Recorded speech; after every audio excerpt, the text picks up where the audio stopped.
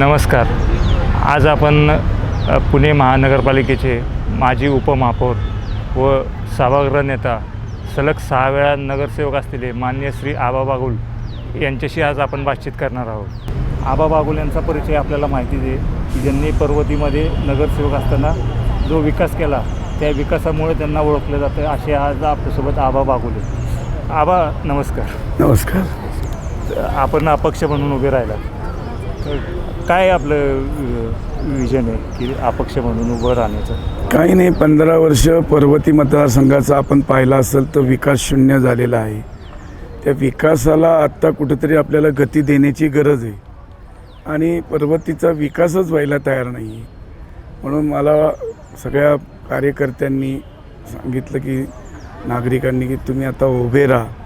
आत्तापर्यंत लोकांकडे पर्याय नव्हता, आता पर्याय मिळाला आहे आबा बागुल आणि ते नक्की मला निवडून देतील आणि पर्वतीचा विकास करण्यास मला मदत करतील असं मला वाटते. या मतदारसंघातले मुख्य जे प्रश्न आहेत ते नेमके काय आहेत?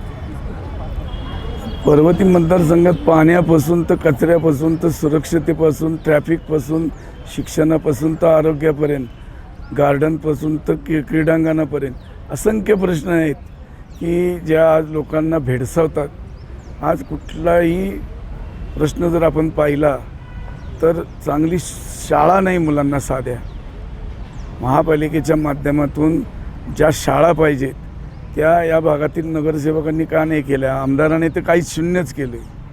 मला वाटतं सुरुवातीला तुम्ही ई लर्निंग स्कूलची संकल्पना पहिली तुम्हीच आणली, बरोबर आहे. त्यानंतर का वाढू शकले नाही हे ई लर्निंग स्कूल पुण्यात? आता हे त्यांना विचारलं पाहिजे, पण मी पर्वती मतदारसंघात 5 ई लर्निंग स्कूल करणार आहे CBSE बोर्डाच्या आणि पूर्ण शिक्षण मोफत असेल. 12वीपर्यंत आत्ता शाळा तशी माझी चालू आहे, पण मला इंजिनिअरिंग कॉलेज काढायचं आहे. एक इंजिनिअरिंग कॉलेज पर्वती मतदारसंघात नक्की झालं पाहिजे यासाठी मी आटोकाट प्रयत्न करणार. त्याचा मास्टर प्लॅन देखील माझ्या डोक्यामध्ये रेडी आहे, पेपरवर रेडी आहे आणि तो नक्की मी करणार आहे. प्रभागात मुख्य समस्या आहे ती CCTV नाही आहेत, महिलांची सुरक्षा नाही आहे, त्या संदर्भात आपलं काय विचार? आज देशातच महिला सुरक्षित नाही आहेत, तर पर्वतीमध्ये आपण नक्की त्या महिलेच्या सुरक्षेसाठी चांगल्या उपाययोजना आम्ही करणार आहोत की कोणाची हिंमत झाली नाही पाहिजे महिलाकडं वाकडी दृष्टिकोनातून बघायची. यासाठी आम्ही आमची स्वतंत्र एक कक्ष स्थापन करणार आहोत. कारण प्रत्येक गोष्ट आपण शासन आणि पोलीस याच्यावर डिपेंड न राहता ती महिला कशी सक्षम होईल, ती कशी रणरागिणी होईल याच्याकडं ट्रेनिंग देऊन आम्ही तिला तयार करणार आहोत आणि तिला हात लावायची कोणाची ताकद होणार नाही. त्याच्यानंतर हॉस्पिटल नाही चांगले. आज तुम्ही बघितलं हॉस्पिटलची अवस्था काय. हॉस्पिटल ते सोनवणे हॉस्पिटल असेल, कमला नेहरू एकच मुख्य आपलं ससून आहे, तिथं जावं लागतं सगळ्यांना. तसं प्रत्येक मतदारसंघात एक व्हायला पाहिजे. आम्ही कित्येक वर्ष ऐकतोय इथं हॉस्पिटल दिसलं नाही. आम्ही कित्येक वर्ष ऐकतोय की माझी इथले आमदार हॉस्पिटल करतात, कुठं करतात ते अजूनही कोणाला माहिती नाही. पण मी नक्की चांगला अद्ययावत मॅटर्निटी होम, एक हॉस्पिटल, चांगल्या प्रकारच्या सुविधा हे नक्की मी देणार आहे. खूप काही करायचं आहे पण ते अशा 5-10 मिनटाच्या इंटरव्ह्यूमध्ये सांगता येऊ शकत नाही. मी नागरिकांना आवाहन करेल की आत्तापर्यंत मी काम केले आणि काम करून तुमचा विश्वास संपादन केला आहे म्हणून मी 30 वर्ष या भागातला नगरसेवक आहे. आता कोणी कशासाठी मला डावललं जातं आहे, का पक्ष डावलतो आहे याच्या मागं आता मी जात नाही. आता कारण हा अंतिम पडाव इलेक्शनचा आहे.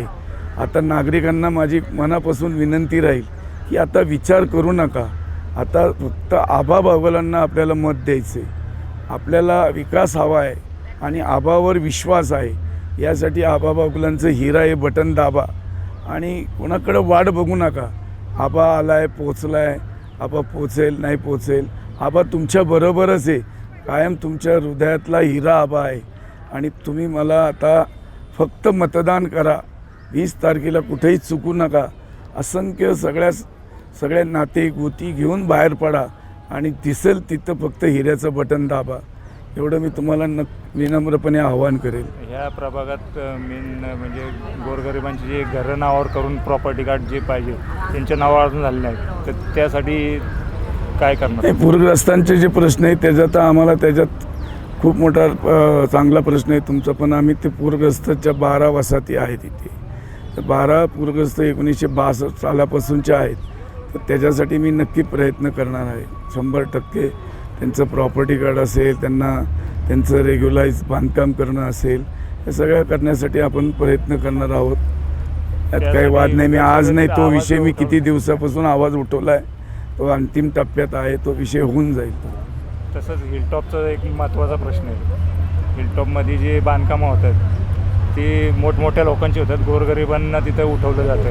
हे हिलटॉपमध्ये काय केले गेले, हिलटॉपचे आरक्षण ही फक्त एका विशिष्ट लॉबीसाठी उठवली गेलेली आहेत.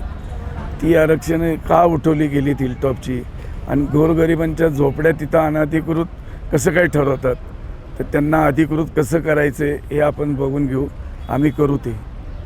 जसं तुम्ही नगरसेवक म्हणून एखाद्या आमदाराला लाजवेल अशी कामं केली या भागात, तशी आमदार झाल्यानंतर त्याच्या पुढचं काय तुमचं विजन? आमदार झाल्यावरचंच विजन आत्तापर्यंत सांगत होतो की विजन हे 5 मिनिटात होत नाही. मला तुम्ही आत्ता फक्त हात जोडून विनंती आहे, 20 तारखेला तुम्ही मला निवडून द्या आणि मग माझं विजन पहा.